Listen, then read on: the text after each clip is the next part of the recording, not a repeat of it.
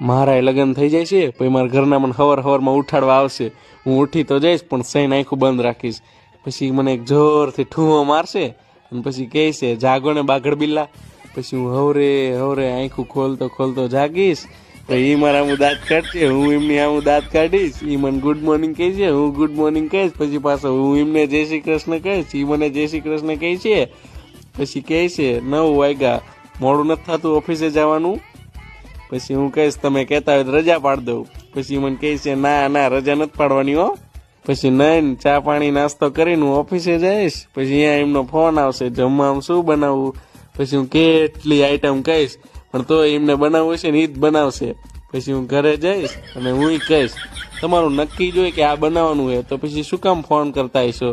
પછી દાંત કાઢવા માંડશે, હું દાંત કાઢવા માંડીશ, પછી ખાઈ લઈશું, મજા આવી જવાની છે.